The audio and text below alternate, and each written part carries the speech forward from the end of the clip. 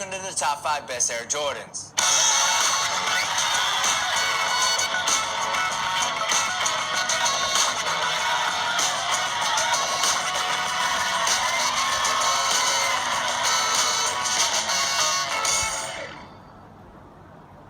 Starting off the top 5, we have the Air Jordan 12s. Now, I have always wanted me a pair of 12s, but for whatever reason, out of all my years collecting sneakers,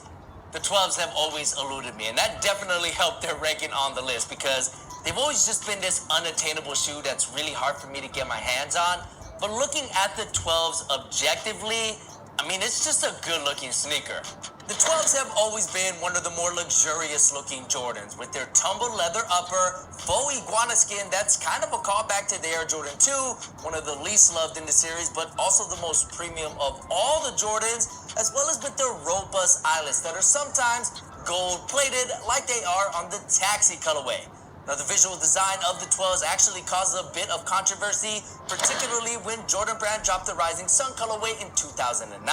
Technically, the original inspiration behind the 12's visual design was inspired by the Japanese Rising Sun flag, with it stitched in leather panels mimicking sun rays, but it wasn't until that Rising Sun colorway dropped in 2009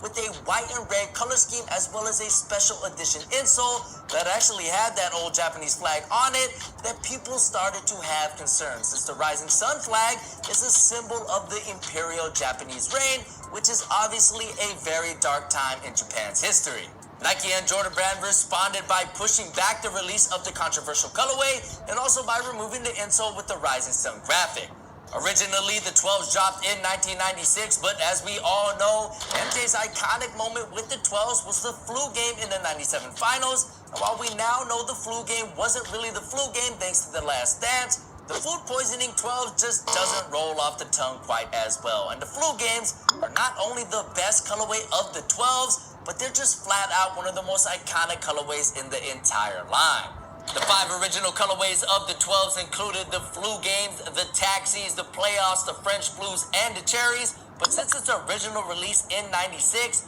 the 12s have produced some great colorways after the fact, such as the Mellows, the Nubucks, the Masters, the Wings, the PSNYs, the OVOs. You get the point. The 12s are one of the best looking J's no matter what colorway you see them in. And that's enough to make these one of the 5 best Air Jordan sneakers of all time. But let me know where you guys have these ranked in the comment section below.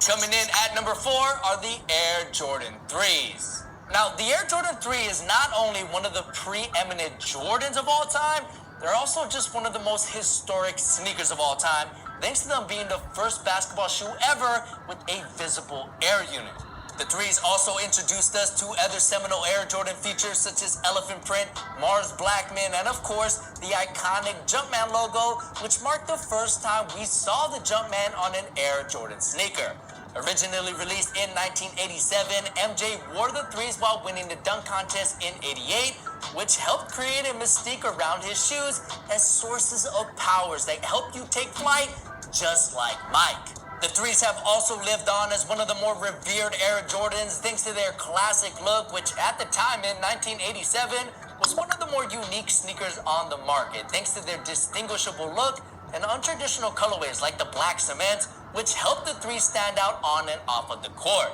While Jordan Brand has kept the sneaker alive with a ton of retro releases of the original colorways, the new colorways that Jordan Brand has come up with have been hit or miss, with some pleasing fans, such as the Mochas, the Black Cats, and my personal favorite, the Flips. The other colorways, like the Jokers and the Powder Blues, have been seen sitting on shelves, leaving fans with the feeling that the 3s are best suited when dressed in the OG colorways that MJ wore. Even though the 3s are iconic for so many reasons, they do kind of have the stigma of being your dad's favorite J's, which isn't necessarily a bad thing, but due to the lackluster amount of interesting new colorways compared to some of the other silhouettes in the series, as well as the fact that the successor of the 3s is often regarded as a superior version, forced me to put these at the number 4 spot. But if you're new to collecting Jordans or just sneakers in general, a fresh pair of 3s is a great place to start, and every sneakerhead should have a pair of these in their collection.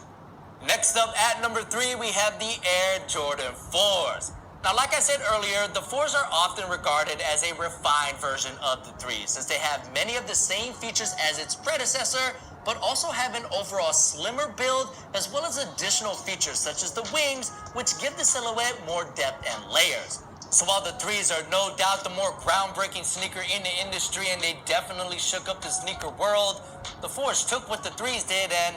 did it better. The 4s were slimmer, lighter, and when compared to the more luxurious nature of the 3s, the 4s just felt more sporty, which made them more accessible as an everyday pair of shoes that you could wear anytime, such as on a hot summer day in New York City.